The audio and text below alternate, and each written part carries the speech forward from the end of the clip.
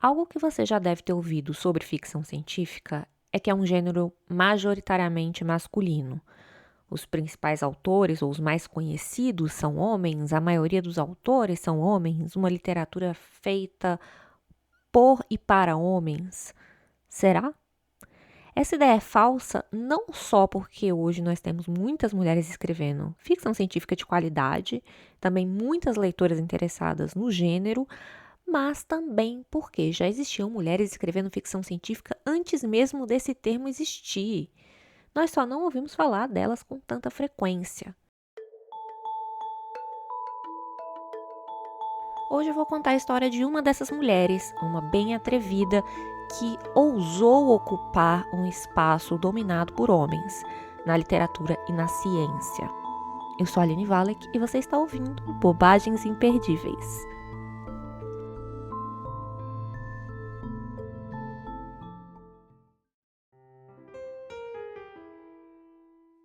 Não sou gananciosa, mas somente tão ambiciosa como qualquer outra do meu sexo foi, é ou possa ser.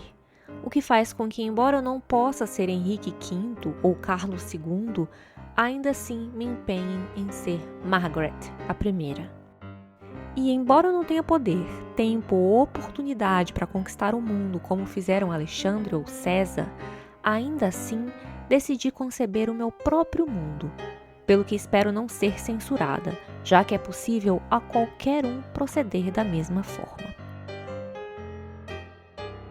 Essas palavras são de Margaret Cavendish, filósofa e escritora britânica, duquesa de Newcastle, no prefácio de um livro que ela escreveu chamado The Blazing World, ou em português, O Mundo Resplandecente, que foi o primeiro livro que lemos no nosso clube de leitura Bobagens Imperdíveis. Ele foi escrito em 1666 e por isso é considerado um dos primeiros escritos de ficção científica da história. Ele conta a história de uma mulher que vai parar em um mundo alternativo, um mundo paralelo, fantástico, onde ela se torna imperatriz e passa a discutir com cientistas dali, que são criaturas meio híbridas, meio homem, meio mosca, meio homem, meio raposa, meio homem, meio urso, sobre os fenômenos naturais desse mundo, como que ele funciona, né, as leis da física, quase como uma líder de departamento de pesquisa. E essa foi uma roupagem ficcional que a Margaret deu para as próprias ideias científicas e políticas que ela publicou como um anexo no seu livro Observações sobre Filosofia Experimental. No episódio anterior, Raul Fantástico, espero que você esteja acompanhando aí a sequência, eu contei como que surgiu o gênero utopia, esse termo cunhado por Thomas More em 1516, para descrever um lugar utópico, um lugar perfeito e ideal, mas que, no entanto, não existe. E foi o que a Margaret fez nesse livro. Ela relata como funciona esse mundo maravilhoso onde sua protagonista vai parar, um mundo utópico, mas é utópico também por expor uma visão utópica sobre o lugar da mulher na sociedade, né? A incrível utopia de que a mulher pode pensar, pode ter voz. Se hoje já é uma luta para mulheres poderem ocupar espaços de poder, imagina na época da Margaret. A gente está falando de 1666, 360 anos atrás. Era uma época um tanto pior para ser mulher. O que está acontecendo ali é que essa época que ela escreve é logo depois, pouquinho depois, de um dos maiores pânicos de caça às bruxas que houve na Inglaterra. E a gente chama pânicos as épocas em que houve grandes julgamentos, às vezes 100 pessoas sendo julgadas ao mesmo tempo, 200 pessoas sendo julgadas ao mesmo tempo. Isso varia conforme os períodos, mas a maior parte das réis por bruxaria são mulheres, sim, em geral, mas assim, tem lugares, depende do lugar e da época, tem lugar que é meio a meio, homem e mulher, tem lugar que é 90% mulher. Na Inglaterra era tipo 70%, 80% mulher. Então, acontece ali uns 15 anos, né? Ela escreveu isso em 66, uns 15 anos depois dos maiores pânicos que teve na Inglaterra. E ela é inglesa. Essa é a voz da Carol Kiovato. Ela é escritora, tradutora, autora da fantasia urbana Porém Bruxa, da novela de ficção científica Senciente Nível 5, do romance Árvore Inexplicável, e além disso ela é doutora em letras pela Universidade de São Paulo, onde estudou a figura da bruxa como estereótipo do feminino transgressor. Então eu convidei a Carol para um encontro do clube para a gente conversar sobre a Margaret e sobre esse livro, O Mundo Resplandecente. Seja bem-vinda, Carol. Que honra, que alegria ter você aqui nessa conversa. A honra é toda minha, Aline. Como eu estava falando, alguém aí que falou, ouvir a voz da Aline, a gente já se sente no podcast, agora estou participando do Bobagens Imperdíveis. Oficialmente. A honra é toda minha. É um prazer estar aqui, prazer ler com vocês. Eu estou muito ansiosa para essa conversa. Bem, para começar, eu pedi para ela dar um contexto histórico da Inglaterra nessa época, né, que a Margaret está inserida, principalmente aproveitando também esse recorte da pesquisa da Carol, mas para olhar um pouco para a situação da mulher nessa sociedade. A situação do feminino é uma situação muito particular, porque essa época ela é um pouco pior do que épocas anteriores, no sentido de que, assim, ok, você pensa, teve uma rainha, a Elizabeth, então a situação do feminino melhorou? Não, não melhorou. Ao mesmo tempo, você tem, por exemplo, essa mulher, antes de eu saber, ela escreveu um livro em 66, eu falei, ela é rica. Ela é nobre. Eu tinha certeza. Daí eu fui ler sobre ela, ok, ela é uma duquesa. E antes de ser uma duquesa, ela era dama de ela era uma nobre dama de companhia da mulher que virou imperatriz, a rainha, enfim. Mas assim, o simples fato dessa pessoa ter publicado ser um livro, porque pra você ter noção, nessa época que eu pesquiso, na Escócia principalmente, mas também na Inglaterra, uma mulher só pode ser ré de um processo sozinha em dois tipos de crimes. Um deles é bruxaria, o outro deles é assassinato do marido, que às vezes está junto. No mais, uma mulher não tem competência, não tem capacidade jurídica de ser ré sozinha num crime. A mulher, ela não tem voz pública, a mulher em geral, né? Então, nesses processos, elas são ouvidas. Nesses processos, elas são ouvidas por pessoas importantes, por homens importantes. Então, é um momento de falar. Então, assim, existe um fenômeno de, você está denunciando a conduta imprópria de outra mulher para você mostrar que a sua conduta é própria e com isso você ter uma situação social um pouco mais confortável. E, ao mesmo tempo, você vai confessar um crime? Sim, você está confessando um crime diante de um rei. E de repente essa mulher que era uma viúva em situação de mendicância, que é analfabeta, que não teve oportunidades na vida, está falando diante de um rei, diante de toda uma corte, está todo mundo escutando ela. Eu acho que é bem importante ter noção de qual que é esse lugar. A forma como a autora trabalha no livro esse feminino dá um pouco da pista de quem é a mulher na sociedade. Eu não sei se vocês repararam, mas a moça que vira imperatriz, ela é sequestrada, depois ela chega no outro reino, tipo, ao acaso, levam ela para o imperador, e tipo, em nenhum momento ela diz nada. Ela é conduzida como se ela fosse uma boneca. E daí ela se dá bem, ela acha um cara que gosta dela e fala, então você vai fazer o que você quiser, mas você vê que o poder que ela tem, e é bastante, é um poder que foi dado por um homem. Não é um poder que veio dela. O poder que veio da própria mulher, o poder, ele vai ser transgressor. A bruxa, ela é uma figura transgressora porque ela tem um poder que não é tido como natural. O poder natural é o poder masculino. E é o poder social, é o poder concedido por Deus para os reis, entendeu? Porque essa época é uma época, e isso aparece no livro também, em que a gente acredita no direito divino dos reis, né? Em que existe essa Inclusive a crença autora, né? predominante. É, claramente ela é muito royalista, né? Mas ela é da galera. O marido dela foi tutor do rei atual que entrou no poder. Ela é amiga da rainha. Assim, ela é extremamente royalista e monarquista e ela acredita nisso. Mas assim, ao longo de todo o livro você vê que mesmo as mulheres fazendo coisas, elas estão sempre. Foi um poder que foi concedido a elas. É um poder e foi concedido pela figura do marido. Foi não é um poder assim que, apareceu, eu sou. Poder da sua inteligência, de onde que veio essa. Ela pode receber os grandes filósofos do tempo dela em casa? Sim, porque ela tem um marido. Ela pode, sei lá, ser a grande anfitriã? Sim, porque ela tem um marido. Entende? Então isso vai aparecendo aqui e ela publicou porque ela tem um marido, entendeu? E é um marido importante. Eu acho que isso precisa ser destacado. O fato da voz de uma mulher dessa época chegar até nós realmente é sinal de que ela estava cercada de privilégios. A Margaret nasceu em 1623, teve a sorte de nascer numa família nobre, ligada à realeza. Então, desde muito nova, a Margaret virou dama de companhia da rainha Henrietta. Mas também não era uma época fácil, nem para quem estava aí nesse contexto social, porque a Inglaterra estava pegando fogo, no sentido de que estava rolando uma guerra civil. Então, de um lado estavam aqueles que defendiam o poder da monarquia, e do outro estavam aqueles que queriam dar mais poder ao parlamento. Então, as pessoas estavam morrendo por conta dessa guerra, o rei chegou a ser executado, o bicho estava pegando. E a corte teve que sair fugida para Paris. A Margaret foi aí no meio disso. Então é no exílio que ela conhece o seu futuro marido, William Cavendish, que é um duque. Mas é um duque muito liberal, porque ele é ligado às artes, né? Ele gosta de teatro. E a Margaret, ela se privilegia disso também, né? Porque, como a Carol lembrou, nessa época, o poder que você tem como mulher é aquele concedido pelo marido. Então, é ele que incentiva ela a ler e a escrever, algo que também não é comum nem mesmo entre as nobres.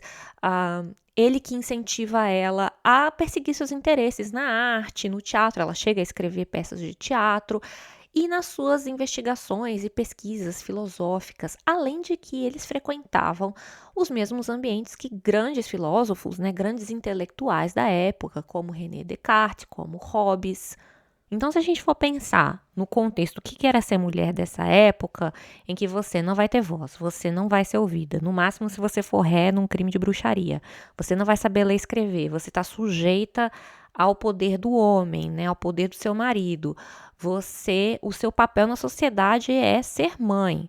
Se a gente pensa nisso, a Margaret realmente é uma aberração. Primeiro porque ela realmente não tem filhos, né?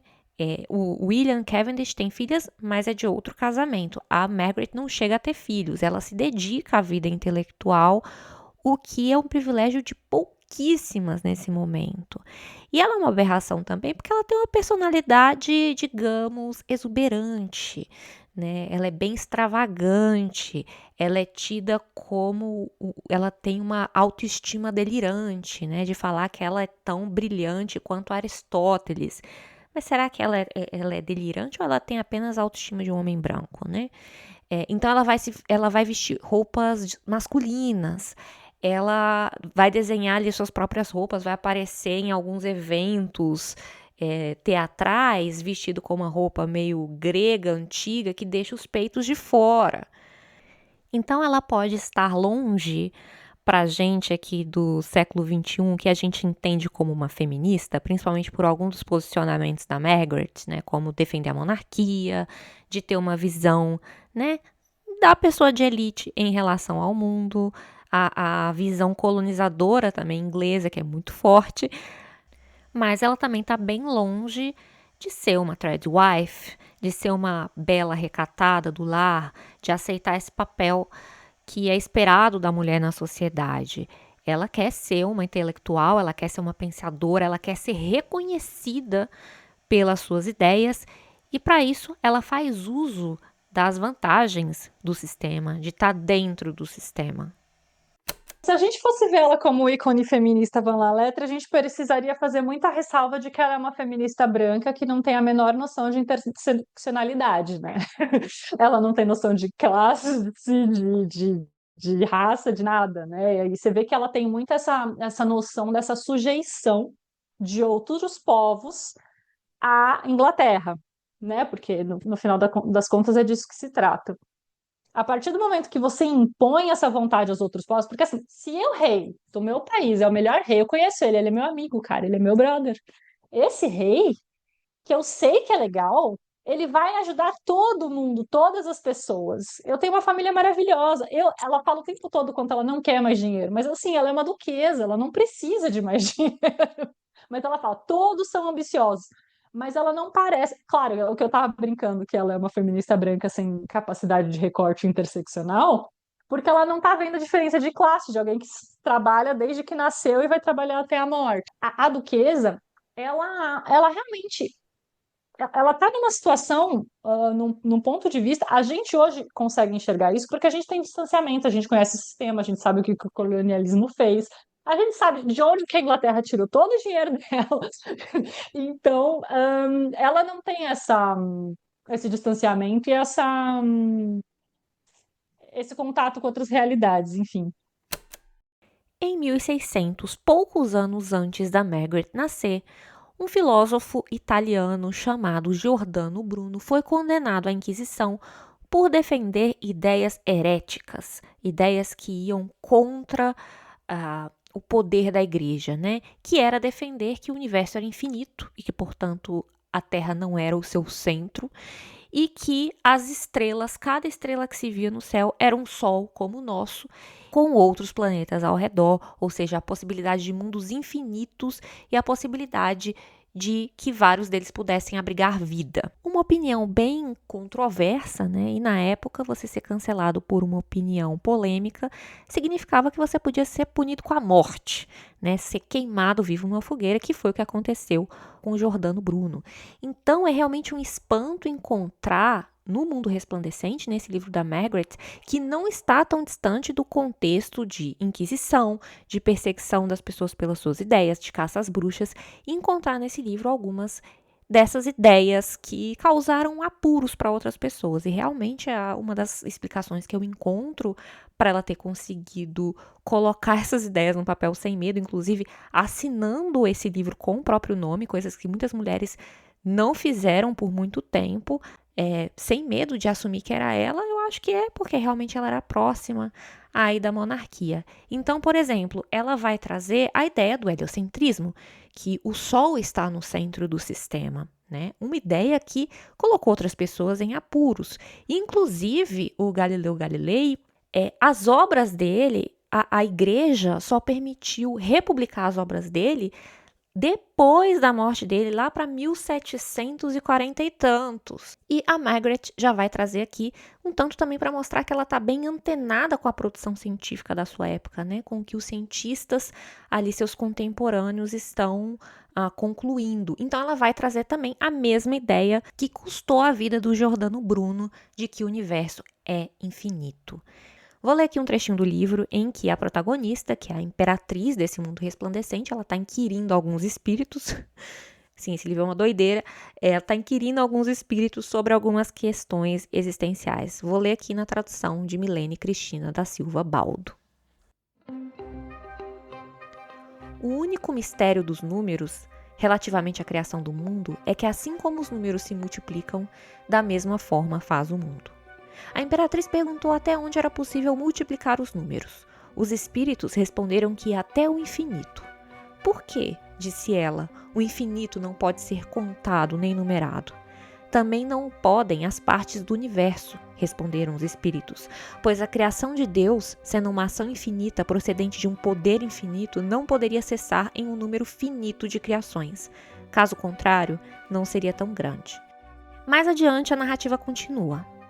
Tão logo disse isso, alguns espíritos imateriais vieram visitá-la e ela os questionou se havia 3 mundos, a saber, o mundo resplandecente, onde ela estava, o mundo do qual ela viera e o mundo onde vivia a duquesa.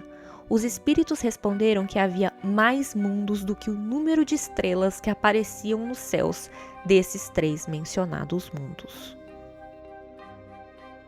Isso, para mim, esse livro, mais do que tudo, ele é um documento histórico do imaginário da época e da situação da ciência na época. Por exemplo, Deus é levado em conta o tempo todo.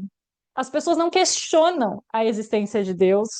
Deus está lá, Deus está agindo. É uma realidade social, né? Então eu não estou questionando se existe ou deixa de existir no sentido transcendental, mas é uma realidade social. No século XVII, Deus e o diabo são presentes no dia a dia das pessoas.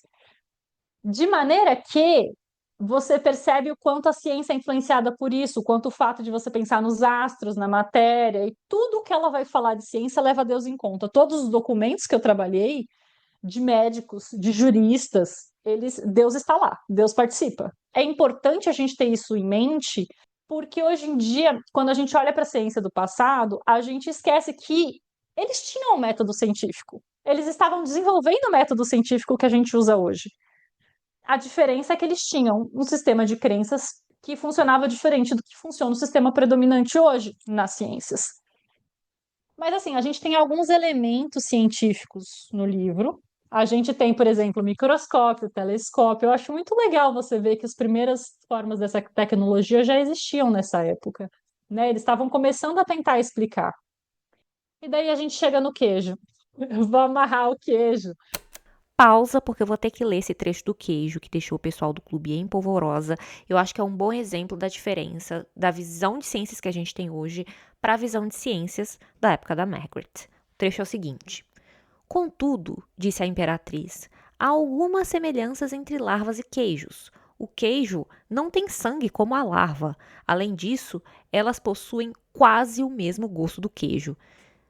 Como assim larva com gosto de queijo, gente?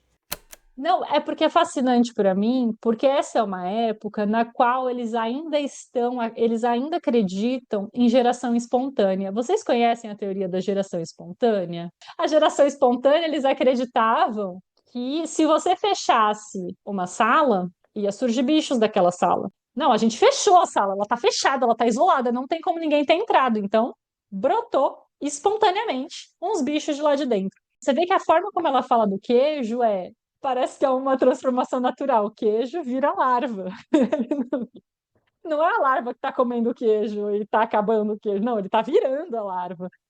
Então, mas assim, isso, a gente dá risada disso, mas se você parar para pensar, eles estão acompanhando o método científico, porque eles fizeram experimentos. A realidade que eles foram capazes de observar diz que esse queijo estava aqui, de repente tem larvas, e de repente acaba, que de repente não tem mais queijo, mas tem larvas, e essas larvas têm gosto de queijo. Uma coisa que eu achei interessante na parte do queijo é porque esse tipo de detalhe a gente não encontra muito em documentos da época, e é um detalhe muito caseiro, é um detalhe da vida das pessoas, e eu acho muito interessante o quanto a ficção tem essa vocação documental. Embora, provavelmente, quando ela foi escrita, ela não estava imaginando, porque ela está escrevendo uma história imaginativa. Só que o tipo de pensamento que ela está veiculando, ela está completamente imersa naquele imaginário. E daí tem esse bônus da gente saber, por exemplo, o Duque, que ele tem o estábulo, e o estábulo domar o cavalo, e daí o outro imperador que construía esse estábulo, que considerou uma coisa masculina, uma coisa boa domar o cavalo. É uma coisa, é uma particularidade da vida cotidiana a qual a gente talvez não tivesse acesso, assim, lendo um documento, a gente não teria noção de como isso funciona no coração da pessoa, vai.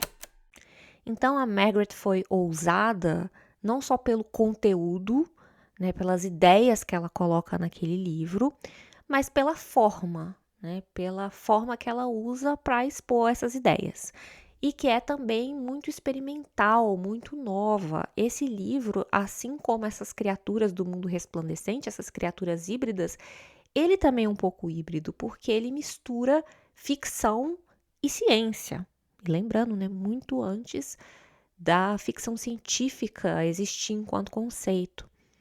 Então, ela vai dividir esse livro em 3 partes. A primeira é uma narração romanceada, que é a historinha que ela conta de como essa personagem vai parar no mundo resplandecente e se tornar imperatriz. A segunda parte é um tratado filosófico, que usa a forma de diálogos expositivos, então é essa imperatriz conversando com cientistas, com espíritos, enfim, com outros personagens, de forma a ilustrar as ideias científicas e filosóficas que ela quer expor, que é todo o ponto do livro. E a terceira parte, aquela que mais me empolgou, minha parte favorita, é aquela em que a Margaret chuta o balde, assim, se desapega de qualquer necessidade de explicar, né, com ideias racionais e vai para o campo da fantasia, do fantástico, inclusive fazendo experimentos narrativos que até para os padrões de hoje seriam vistos com algum estranhamento, né? Porque, por exemplo, ela, enquanto autora, entra dentro da história, ela vira um personagem dentro da história e ela faz isso de uma forma maravilhosa, são as minhas partes favoritas do livro e acho que é uma manobra que seria difícil, é difícil de fazer sem deixar próximo aí do constrangedor, do estranho, mas ela conseguiu fazer. O romance, como a gente conhece, assim, a forma como a gente concebe o romance, ele vai surgir ali no século XIX, né? E vai, ao longo do tempo, ele vai misturando com dramaturgia, porque a gente começa a inserir falas, né? Essa ideia de inserir falas, ela, claro, o tratado do King James que eu trabalho, ele é um tratado, que é o Demonologia, é um diálogo.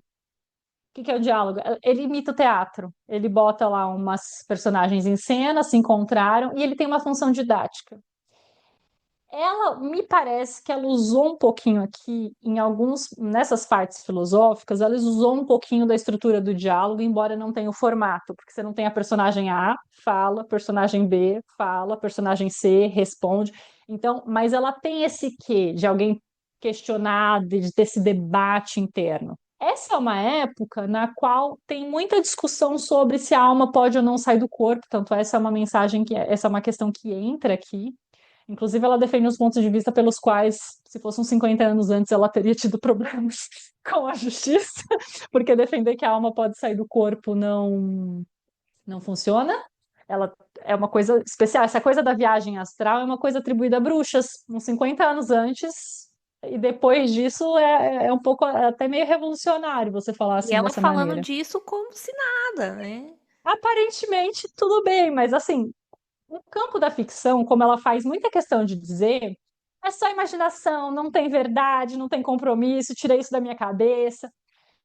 Que é muito interessante porque isso ainda acontece, esse tipo de discussão hoje em dia, se o fantástico é imaginação ou se fala a verdade, se a gente está só inventando historinha. Mas o que eu achei interessante desse formato que ela escolheu é que ela tinha claramente muitas ideias que ela queria vincular, e tinha muitas coisas na realidade dela que ela queria mudar. Mas a concepção disso enquanto um romance, ela é mais um teste em termos de ficção. Né? Porque você vai ter aí um pouco antes, você tem contos, um pouco depois dessa época, a gente tem os primeiros registros de contos de fadas autorais. Mas a gente sabe que antes disso, quem inventava, eles eram mulheres e babás, mães, né? Então você tinha os autorais, né? Não os folclóricos. Então, você percebe uma continuidade de percurso. Você tem um método meio conto de fadas, no sentido de, tipo, não tem explicação, mas tem um método científico também. Eu cheguei numa parte do mundo inexplorada e daí, de repente, lá, uau, abriu uma passagem para outro lugar. E esse negócio de abrir a passagem é o portal, e aparentemente eu não sabia disso, eu estava comentando sobre isso com o Bru, ele falou que o Thomas More funciona um pouco nessa vibe desse tá navegando, de repente, uau, cheguei em outro mundo, né? Então Utopia, tem né? esse viés utópico de você imaginar como seria um outro mundo, né? Mas então ela vai veicular o pensamento, eu acho que essa forma dela honestamente, o entretenimento, desde sempre, é a melhor forma de veicular ideias. O Shakespeare faz isso, e ele veicula ideias, ele se torna. A gente conhece as peças elizabetanas do Shakespeare, mas ele se torna dramaturgo real na época do King James. E com Macbeth, que é a primeira peça que ele vai escrever, e é uma peça que tem bruxa, para um rei que tem um tratado sobre bruxa. E, na verdade, se hoje um autor faz isso que ela fez de defender as ideias dela, vamos dizer que ele está sendo didático, que ele não está sendo literário, que ele está sendo ser alegórico nos dias de hoje é uma ofensa. Nessa época você estava atingindo a verdade. Não, hoje em dia a gente vai ter a questão da autoficção ou da escrita de si, dependendo de qual é a vertente teórica que você está analisando. A pessoa põe um personagem, às vezes, com o próprio nome, enfrenta coisas, mas você vê que não vai ser grandes atividades em que você vai ser a heroína, deusa, adorada, amada por todos, venerada, esses termos que ela usa. Você vai ser o bonito hoje na autoficção ou na escrita de si, é você ser o. Desculpa, posso falar a palavrão? Claro, por É favor. você ser o fudido, né? O bonito é você ser o fudido, o classe média sofre. Sim, E sim. E aqui ela não, ela tá sendo linda e resplandecente porque ela é uma dama. Acho que um dos trunfos dessa obra e que fez ela se tornar tão memorável, talvez se não fosse isso ela seria muito facilmente esquecida, mas foi justamente essa mistura que a Margaret se permitiu fazer, de misturar ficção e realidade. Ela até se esforça no prefácio para justificar essa loucura, né, que ela fez, porque ela estava falando de algo sério. Ela estava veiculando ali suas ideias científicas, seu ponto de vista sobre como o universo funciona. Ela estava mostrando ali o pensamento científico de uma época, mas usando esse véu da ficção, esses artifícios da ficção, de usar personagens e de se liberar um pouco, porque a ficção permite abrir algumas limitações de espaço, de tempo. Você pode viajar nas asas loucas da ficção. E como eu estava diante de uma autora de literatura fantástica dos nossos tempos, eu perguntei para Carol como que ela equilibra essa mistura, né? Como é que ela usa a realidade, né, da vida real ou dados de pesquisa, das pesquisas dela, na ficção que ela escreve. Então, quando eu estou escrevendo, quando eu estou pensando na pesquisa e equilibrar o que é fantástico, o que é realista, eu gosto de trabalhar muito com uma verossimilhança muito. Eu gosto que seja crível. E a minha forma, quando eu vou para fantasia urbana, é que eu vou trabalhar com uma bruxa que existe, que faz magia em São Paulo do século XXI. Eu sei que vai ter um aspecto muito inacreditável, porque como assim? E eu gosto de brincar com isso, eu falo, não, mas eu quero que as pessoas acreditem que tem uma bruxa ali. E daí, o que eu faço é, tudo o que não é fantástico segue uma lógica extremamente realista. Então, as pessoas vão seguir uma lógica, tipo, vão se comportar, elas vão falar a forma como eu concebo a narração, a forma como eu concebo o modo como as pessoas falam. E daí, quando entra o fantástico, nossa, eu recebo muitos leitores falando, nossa, eu estava no ônibus, eu tinha certeza que a Isis podia estar do meu lado nesse ônibus. A Isis, no caso, a protagonista de Porém Bruxa. Ou, nossa, Carol, eu passei no Ibirapuera, eu tinha certeza que a Diana estava comigo. A Diana, no caso, a protagonista de Árvore. E eu faço isso porque eu estou descrevendo endereços que são extremamente familiares, ou que se não são familiares, porque uma pessoa, sei lá, a pessoa não é de São Paulo, não conhece, mas ela sabe que aquilo existe, né? O meu primeiro procedimento, minha primeira intuição, eu não tinha pensado nisso assim de modo muito elaborado antes, mas eu tinha uma noção assim. Cara, eu amo Central Park. Eu nunca pisei lá. Eu nunca fui para os Estados Unidos. Mas eu já consumi tantas narrativas, seja literárias, seja fílmicas, que se passam no Central Park, que você vai amar aquele lugar pela afetividade que a ficção, a experiência da ficção te proporciona. Eu amei o Hyde Park muitos, muitos anos antes de sonhar que um dia eu pisaria no Hyde Park. Eu pensei, será? E se isso é possível? Porque a ficção ela põe os lugares no mapa pra gente. Tipo, eu tinha uma noção muito vaga do que era o Haiti, por exemplo, que eu via no jornal Missão de Paz do Brasil no Haiti. Até que um dia eu li um autor chamado Danila Ferriero, O País Sem Chapéu. Ele é um autor haitiano, radicado no Canadá. Ele voltou para o Haiti e escreveu o livro falando da experiência. E é um livro que é fantástico. E vai trabalhar muito com a religião voodoo e tal. É um livro muito bonito.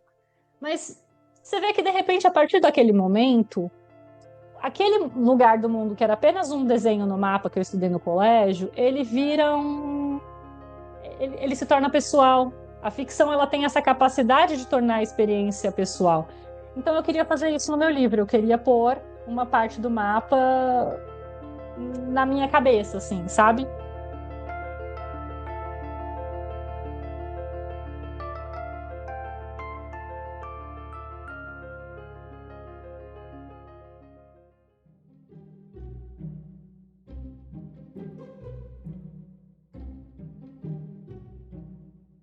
Em 1667, ou seja, um ano depois da publicação do Mundo Resplandecente, a nossa amiga duquesa Margaret Cavendish manda uma cartinha exigindo ser convidada para uma reunião da Royal Society.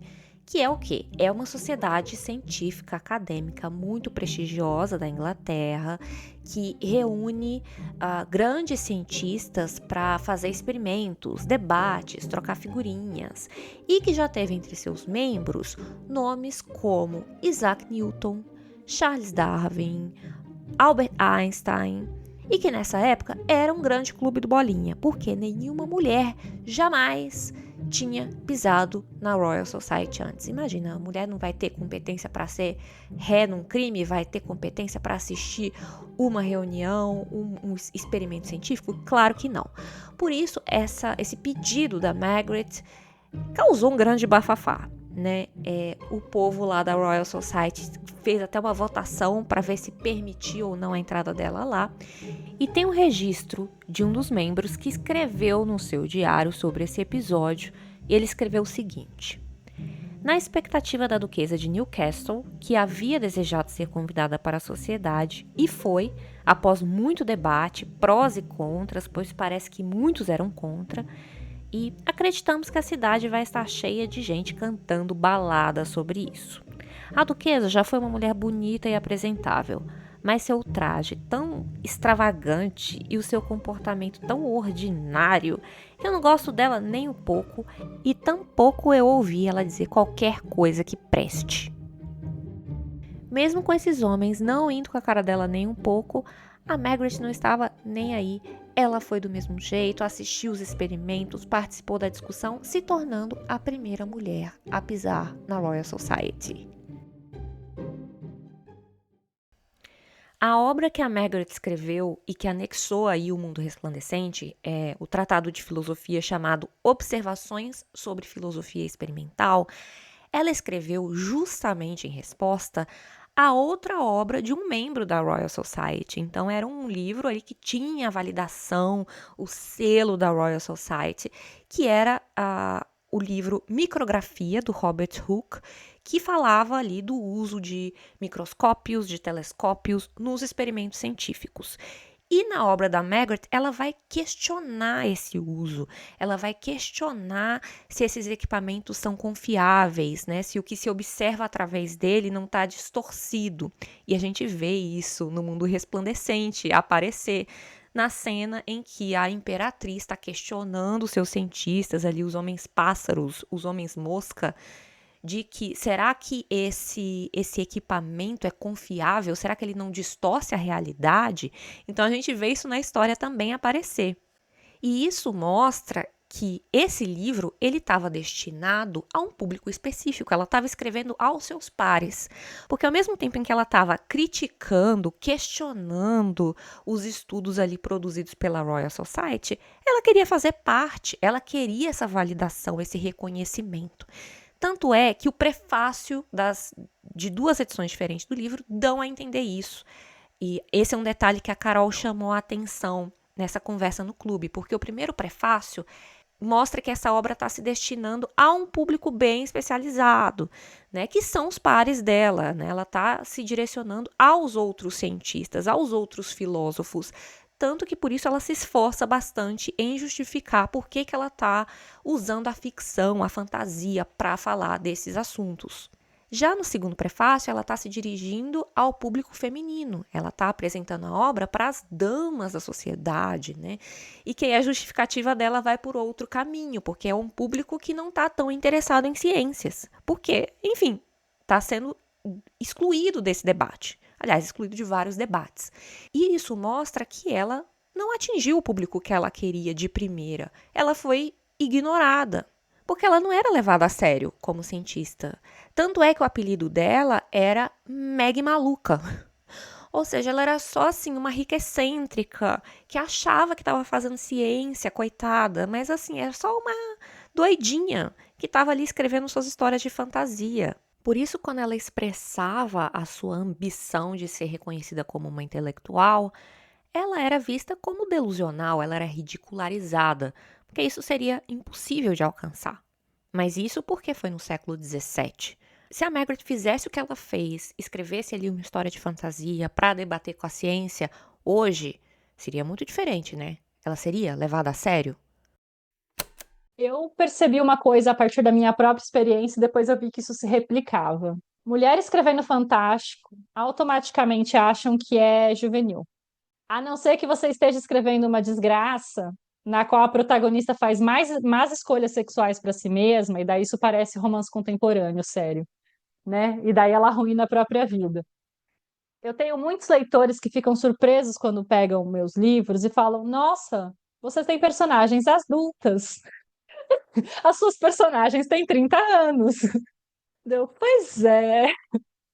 Eu escrevo de um jeito que é mais associado à literatura comercial. E isso é mais associado às pessoas jovens ou pessoas com menos experiência de leitura E isso, para mim, é o oposto de ser um problema. Eu tenho, na verdade, para mim é uma honra, porque muita gente que não lê quase nada lê meus livros e começa a ler outras coisas depois. Num país, né, em que lemos tão pouco, isso me é uma honra para mim. Mas teve momentos em que eu participei de feiras em que eu fui anunciada como uma autora juvenil.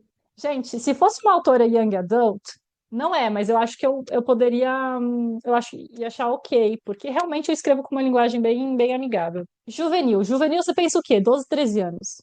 Eu tenho cenas nos meus livros, que, embora não sejam extremamente explícitas, eu tenho personagens de 30 anos que estão falando da realidade de vida de pessoas de 30 anos. Essa realidade frequentemente inclui sexo. E a personagem fala do jeito tranquilo, assim, tipo, de boa, quero dar, tô estressada. Sei lá, uma coisa normal, assim, sabe? E, tipo, pais de crianças de 12, 13 anos não gostam desse tipo de linguagem. Então, assim, anunciar como juvenil.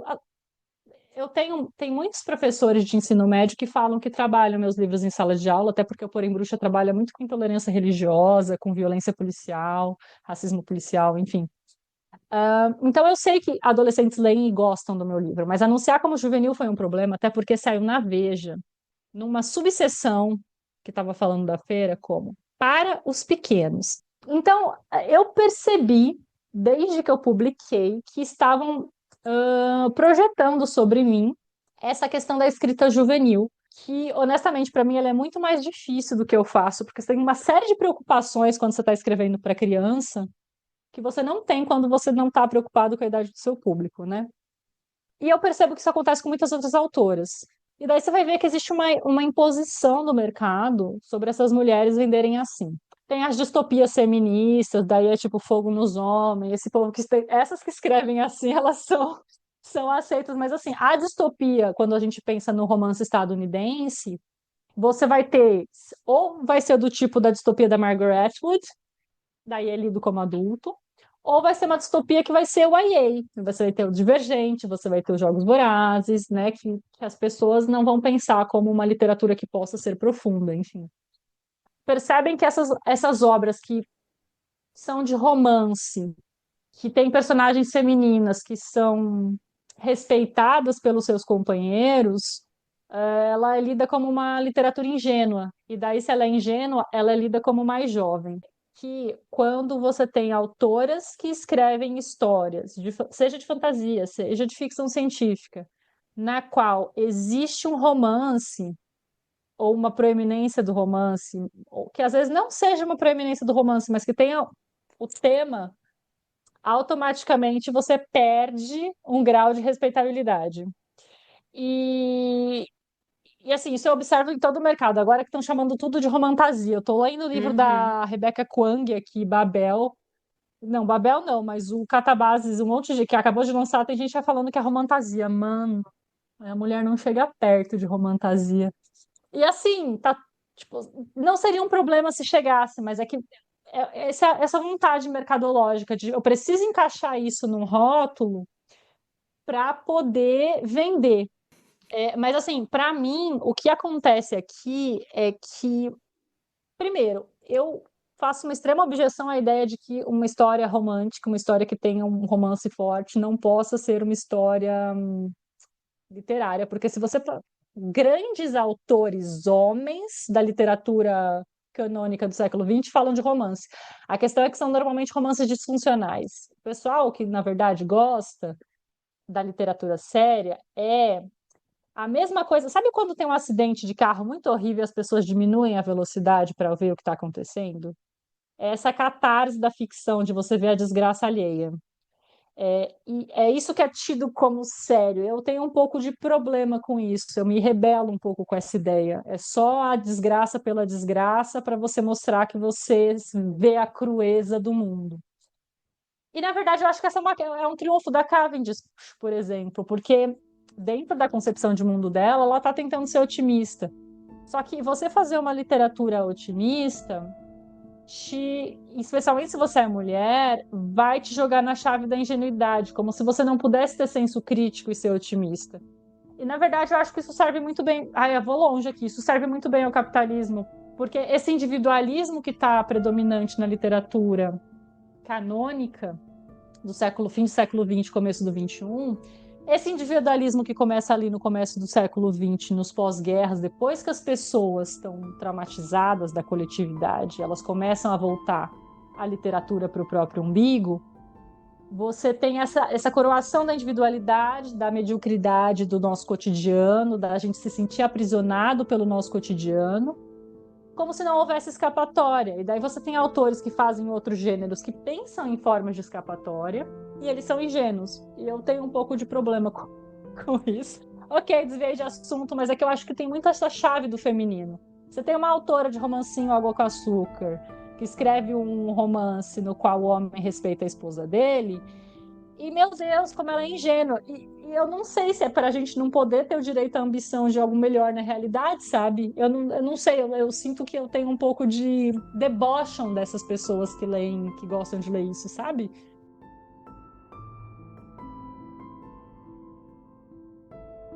Por meio dessa descrição poética, podeis perceber que minha ambição não é apenas ser imperatriz, mas a autora de todo um mundo, e que os mundos que construí, tanto o resplandecente quanto o outro mundo filosófico, são moldados e compostos das partes da minha mente, o que foi uma criação mais fácil e rapidamente efetuada que as conquistas de Alexandre e César. Se alguma alma gostar do mundo que eu criei e estiver disposta a ser minha súdita, poderá se imaginar dessa forma e o será. Quero dizer, em sua mente, fantasia ou imaginação. Mas se não puder suportar ser súdita, pode criar seu próprio mundo e o governar como lhe aprouver.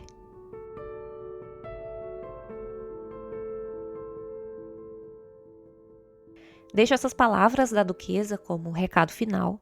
A Margaret Cavendish apontou o caminho para um mundo utópico, que há de construir com a própria mente um mundo com a forma e as propriedades que você desejar. A utopia é a capacidade de imaginar. Não é por acaso que a imaginação é sempre menosprezada, atacada, reprimida, que mesmo hoje, no século XXI, cercados de maravilhas tecnológicas, nós sejamos desestimulados a imaginar e a virar máquinas de repetir, de imitar, de consumir.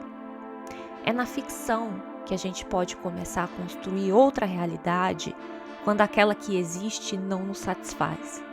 Não por acaso as mulheres sejam pioneiras no fantástico. Nós temos muitas razões para querer inventar outros mundos. Obrigada por ouvir até aqui. Obrigada a Carol Chiovato por essa conversa maravilhosa. Me fez pensar demais. Obrigada também aos queridos do Clube de Leitura Bobagens Imperdíveis pela companhia na leitura. E você pode conhecer mais sobre o trabalho da Carol Chiovato e ler mais sobre a Margaret Cavendish e seu mundo resplandecente nos links que eu deixei na descrição. Se você gostou desse episódio, espalhe a palavra. Aposto que muita gente nunca ouviu falar na duquesa. Um beijo e até o próximo episódio. Tchau, tchau.